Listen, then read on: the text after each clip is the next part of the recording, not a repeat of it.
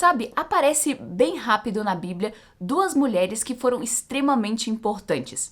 A gente pode dizer até que se elas não tivessem feito o que fizeram, a gente não estaria aqui conversando sobre a palavra de Deus, nem estaríamos adorando a Deus. Mas por que será que as pessoas não falam tanto delas? No vídeo de hoje, a gente vai chegar no fundo dessa questão e investigar o máximo que nós podemos sobre a vida delas. Oi pessoal, tudo bem? Sejam muito bem-vindas a mais um vídeo Fé e Tulipas. Para hoje, a gente tá conversando sobre essas duas mulheres que são um tanto misteriosas, mas que a vida delas foi extremamente importante.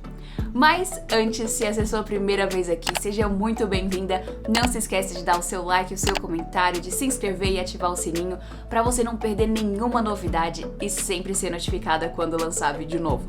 Porque esse daqui é um canal cristão que tem o foco de estar abençoando você para que juntas possamos estar crescendo e florescendo na palavra de Deus.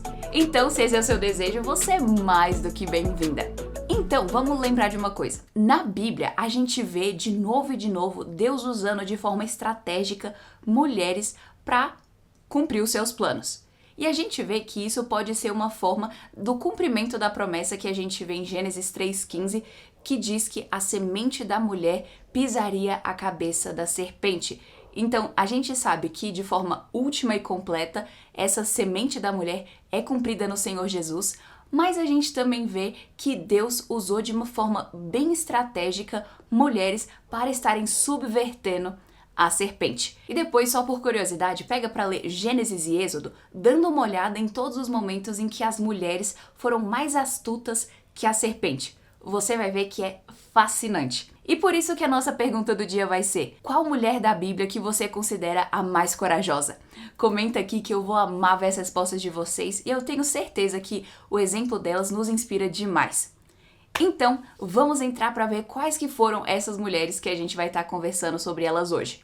Os nomes delas são um pouco estranhos, mas os significados são lindos e a gente vai ver já já. O nome delas é Sifrá e Puá, conhecida como as parteiras. E a gente vê o relato delas em Êxodo 1, do versículo 15 a 21, e é nos dito que o faraó ele tinha feito um decreto para matar todos os meninos que estavam nascendo do povo hebreu, porque eles tinham medo de que o povo de Deus crescesse a tal ponto que o povo do Egito ficasse em desvantagem e talvez os hebreus tentassem tomar conta do Egito. Então por isso que eles estavam fazendo toda essa movimentação para tentar matar esses meninos. Então depois nos é dito que Sifrá e Puá, as duas parteiras, elas temeram a Deus e elas não fizeram o que Faraó mandou. Então depois, quando o próprio faraó estava questionando, elas explicaram que quando elas chegavam na casa das mulheres hebreias, os bebês homens já haviam nascido, então não tinha mais o que fazer.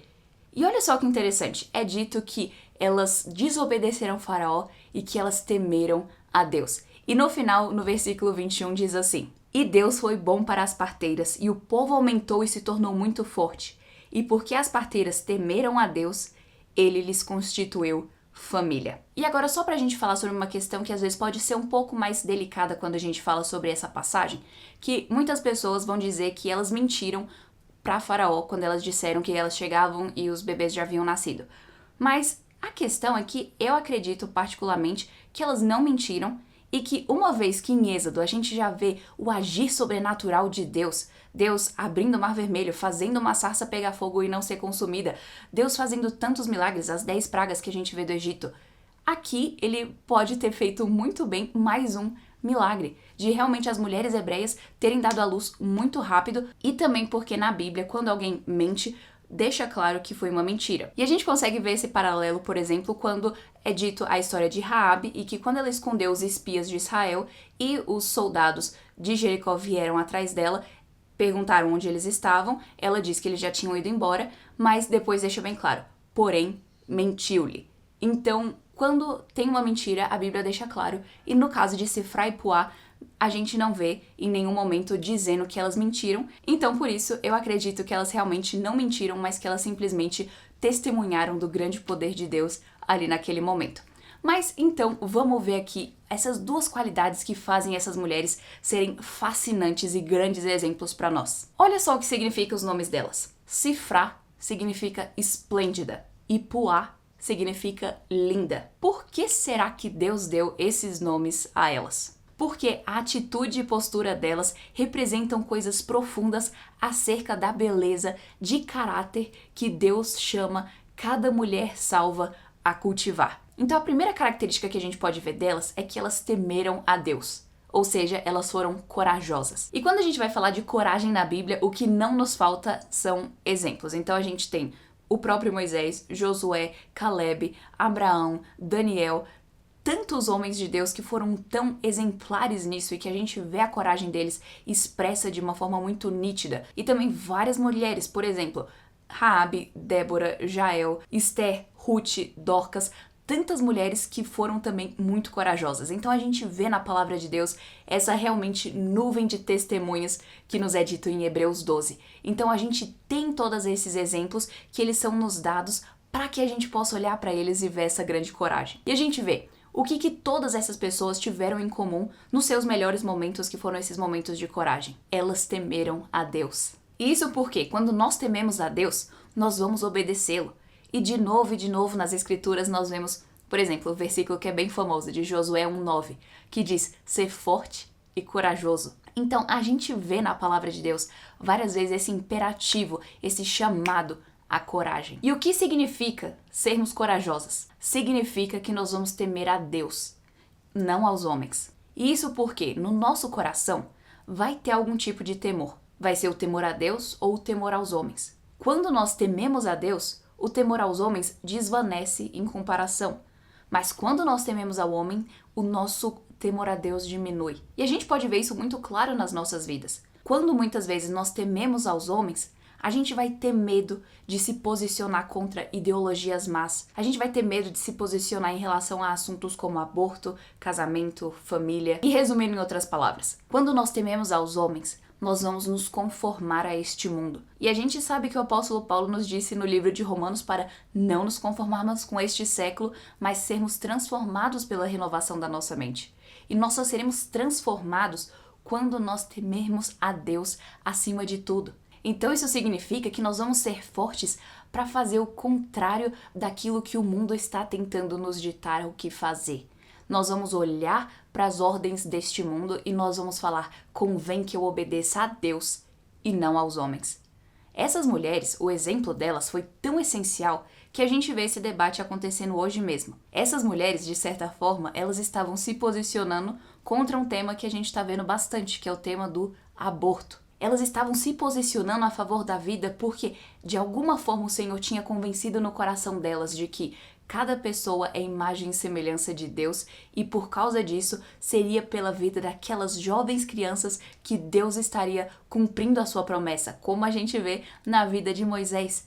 Deus usou Moisés para libertar o povo e assim eles chegarem na Terra Prometida e assim vir a descendência do nosso Salvador. Então, quando a gente vê que Deus ele valoriza a vida desde o seu primeiro estágio ali na concepção, a gente vai valorizar ela até o fim. Então, isso daqui é uma coisa interessante. A coragem delas de não temer aos homens fez com que elas se posicionarem em face do mal. Fez com que elas dissessem não às ordens anti-Deus que o faraó tinha colocado. E aí a gente chega no nosso segundo ponto. Nos é dito que elas não fizeram o que o rei do Egito lhes havia ordenado. Ou seja, elas foram subversivas. E vamos entender o que isso significa. Da mesma forma como Raabe, no momento em que ela deixa o povo de Jericó e ela busca refúgio no povo de Israel, ali, de certa forma, ela estava traindo Jericó.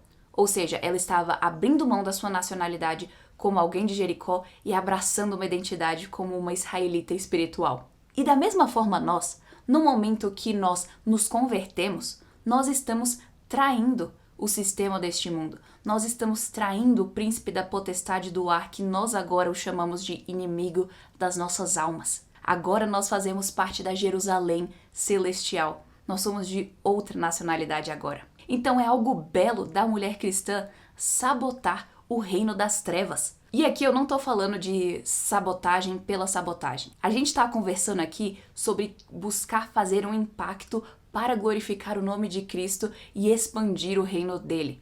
Ou seja, é a gente trocar as ideologias do sistema deste mundo para que nós possamos mostrar ao mundo a melhor alegria que nós temos em Cristo. E isso significa, da mesma forma como a gente vê que se Frei Pua eram esplêndidas e lindas, que através de uma beleza que nós transmitimos, nós podemos estar fazendo um impacto nesse mundo, cumprindo a palavra de Deus da forma como Ele nos instrui. E isso significa, sim, que nós vamos valorizar a modéstia, valorizar a maternidade, valorizar todos esses presentes que Deus diz que são deveres da mulher cristã, estar cultivando, que é para isso que Ele nos criou. Então, quando nós estamos fazendo coisas simples do nosso dia a dia, como sendo fiéis naquilo que o Senhor nos confiou a fazer, como amando as pessoas próximas que o Senhor colocou a nós, como falando a verdade mesmo quando for difícil, quando nós temos que quebrar alguns assuntos porque estão indo para caminhos que não são de acordo com a palavra de Deus, nós estamos comunicando a beleza de Cristo através das nossas atitudes. Quando nós pedimos a Deus por coragem para viver o padrão que Ele nos deu, mesmo quando esse padrão não for popular. Então isso significa, por exemplo, que para você, uma moça cristã que ainda está na escola ou na faculdade, significa que você vai lutar para ter coragem, para se posicionar em sala de aula quando os seus professores estiverem falando coisas que são anticristãs. Aquelas coisas que você sabe que seus colegas podem estar acreditando, então você se levanta para protegê-los. Você, como mulher, está cortando conversas que não convêm, está impedindo o pecado à sua volta. E você, como mãe, significa ser corajosa para criar os seus filhos no temor do Senhor e também estar aberta para ainda mais filhos, para que você possa estar ensinando eles a crescerem amando o Senhor e literalmente expandindo o reino dele aqui nessa terra. E todas nós, como filhas de Deus, significa que nós vamos estar lutando todos os dias, fazendo nossa devocional, passando tempo em oração, meditando na palavra de Deus, para que assim a gente tenha força de nos posicionarmos a favor daquilo que o Senhor nos ensina e estarmos sendo corajosas para sabotar o reino das trevas. Dessa forma nós vamos conseguir fazer um grande impacto pelo nome do Senhor Jesus e expandindo o reino dele. Isso porque a gente vive num mundo que valoriza as mulheres empoderadas, mulheres vulgares e todo esse tipo de coisa.